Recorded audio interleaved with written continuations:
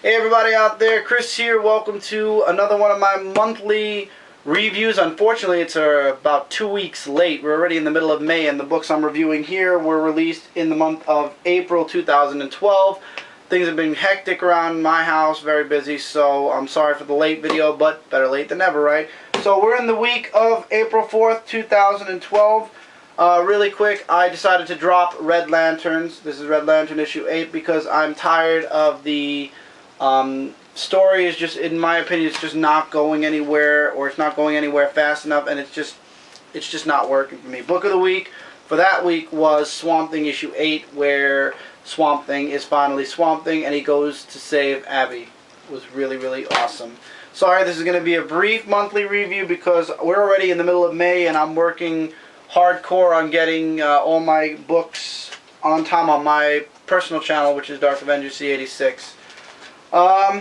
In the week of April 18th, The Incredible Hulk issue 7 concluded the first story arc where the Hulk did what nobody thought possible. And by now you guys should know these books have been out for a month. He killed Bruce Banner. So Bruce Banner is dead and the Hulk is alive, and now he moves forward from there. He doesn't believe that he killed the real Bruce Banner or that Dr. Doom did something to Bruce Banner, but Dr. Doom says he did exactly what he told the Hulk, and it's not his fault. The end. And if he ever comes back to Lavertia again and goes after him, he will destroy the Hulk. To be continued in the next story arc. Really good.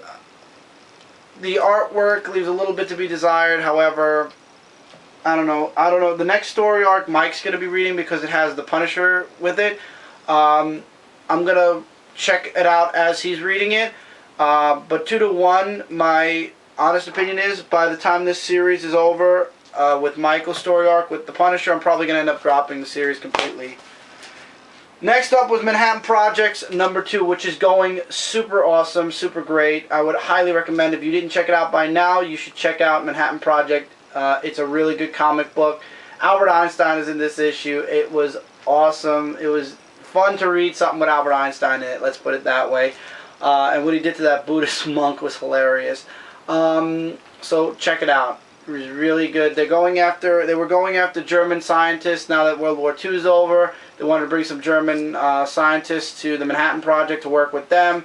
All of them die except one, and you find out why in the next, why that one that survived at the end of this issue, and it goes into the next issue. Check it out. It was really worth the read. Batman issue 8 was the beginning of the Night of the Owls.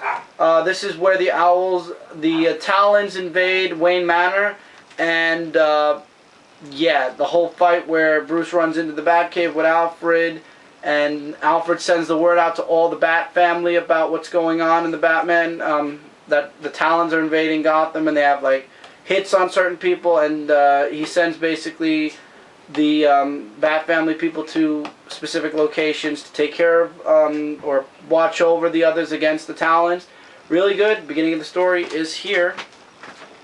Next issue is, and this was the book of that week, was the micro series of Teenage Mutant Ninja Turtles issue 4, which was the Leonardo one-shot. It takes place between issue number 8 and, is it 8? I want to make sure. Yeah, between issue 8 and 9. Splinter got taken away. Leo went out on his own to start looking for Splinter, and it turns out he meets up with the Foot. And the first encounter ever with Shredder. Which then leads into, the ending of this book leads into the next issue of TMNT, which we'll get to in 2 weeks from now. But in 2 more piles from now. Really awesome book of the week. It was awesome. The artwork was the only thing that left something to be desired, but the actual story arc, Leo versus an entire Foot army, was awesome. He's still having visions from his past life. I would highly recommend anything TMNT, especially the micro series. It's going awesomely. Okay, that was the week of the 18th. I made a mistake and I skipped the week of the 11th, so we're going to go into the week of the 11th now. Sorry guys, I kind of made a little mistake there, but I'm not going back. First of all, a couple of #1s that came out. Alabaster Wolves #1 came out. If you're interested in something that's sick and twisted and crazy at the same time, Alabaster Wolves is for you. That's the best way I could describe the first issue of Alabaster Wolves and Werewolves in the first issue. There you go. The Secret Service, issue 1 by Mark Miller and Dave Gibson. Dave Gibson is known for Watchmen. Mark Miller is known for a lot of awesome series in general in the Marvel line. It was really good. I would highly recommend both number 1s. They were awesome. Also, Secret. Secret came out issue number 1 this week. Also, it was written by Jonathan Hickman. It was a really good first issue. All of them do not involve superheroes, and they were really good. Infestation number 2 concluded with Infestation number 2, issue 2. As I said in my reviews, the whole Infestation, the first Infestation story arc was really good, and everything had its own purpose. In Infestation 2, each story felt like it had its own story, nothing more, nothing less, and the whole... Basically, if you didn't read any of the issues except Infestation 1 and Infestation 2, you would have gotten the entire story. It feels like I just was like being withheld for 3 months to read the final part of Infestation 2.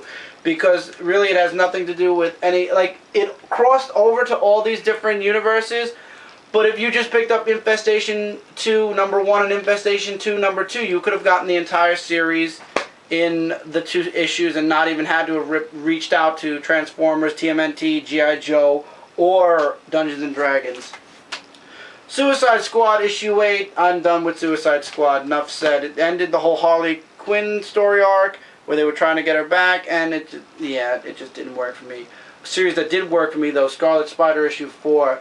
Went amazingly. Scarlet Spider, Kane strikes a deal with the assassins that are going after him. He'll do one mission for them in exchange for them to leave him alone for the rest of his known life, period.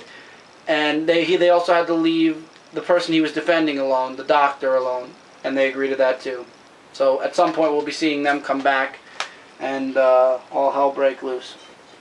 And now, the final week of April, April 25th. Once again, guys, I really, really apologize for the quickie review, but yeah, it's been a crazy month thus far. 2 number 1s came out of this month. Star Wars, Blood Ties, Boba Fett is Dead, issue number 1. Really good, awesome artwork. There's somebody who's out there trying to find out who put the hit out on Boba Fett and who had him killed. And the first issue, one person gets framed as the so-called vigilante trying to find out all this information, and obviously it wasn't him, but really awesome, really good. The Shadow issue 1, I'm not sure what week it came out in, so I decided to just stick it out into this comic review. Really good, really awesome. I would highly recommend checking out at least the first issue of Shadow. Road Rage number 3 left me with a very bitter taste in my mouth. First of all, Joe Hill and Stephen King are no longer writing it. It's written now by Richard Matheson. The artwork's okay. It kind of feels like the artwork from the first 2 issues, maybe a little bit darker. Just does not have the same appeal as the first 2 parts of the first 2 issues. The first story did. This is actually called Road Rage Duel. I'm not liking Road Rage Duel. I'm being honest. I'll get the second part, and then I'm probably dropping Road Rage completely because the first story arc was the best, and this story is just not doing it for me. The New Dread Guardians issue 2. I'm going to hold off on dropping this for one more issue because they're going into Zone B. There's a lot of talking, a lot of trying to figure out what went on. How did they kill this vampire when nothing can kill a vampire except certain methods, and he obviously didn't die from those certain methods. So they're trying to figure out who killed him and how they killed him. So, yeah.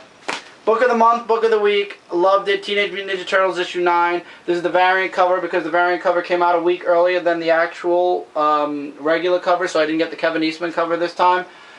The Turtles go after Stockman and try to get Splinter back. Turns out they make it there too late. And the introduction of Shredder in his regular costume is in this book. Loved it. 9 issues in. This series is the best out of IDW, in my opinion. And I love Lock and Key, and I love a couple other books from IDW. But in my opinion, this is the best series out of IDW. This is the best series out of all the independents. And dare I say, I love this book so much, I would drop a handful of Marvel books, and I drop all of DC just to get this series. I swear by TMNT. I say, guys, if you haven't checked it out by now, you really should check out Teenage Mutant Ninja Turtles. There's 2 trade paperbacks out now, so you can catch up to where this is at, and then I think you only have to get this issue and the issue before it, and you'll be caught up completely. There's 2 Ultimate Collection books out. There's a micro series that's gonna conclude in another 2 months, and then you can get the trade paperback for that. It's just an awesome read. I love Teenage Mutant Ninja Turtles. The series, every month, I look forward to reading the next issue. It hasn't disappointed at all yet. It just keeps pumping me up more for Teenage Mutant Ninja Turtles. And that was the month of April. Once again, guys, A, I'm sorry that I screwed up the weeks. B, I'm sorry this is late because just a lot of stuff's been going on. And C, I'm sorry it's very brief. I'm working on my comeback on CCC very soon also. I have a brand new channel now. I have 2 channels I'm working on.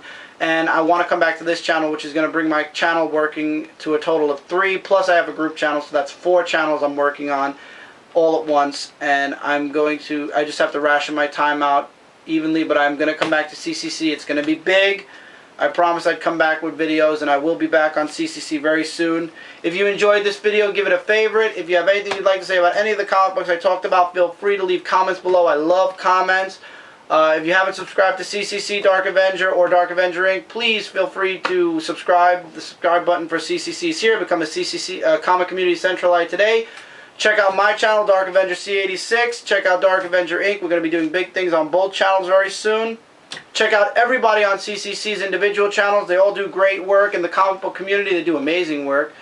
And I will hopefully, definitely see you guys back here in the month of May for an on-time monthly comic book review. Alright everybody, take care, and I'll see you soon. Keep reading, keep collecting. And as I said, if you haven't already, subscribe to Comic Community Central. Become a Comic Community Centralite today. Take care everybody. See you soon.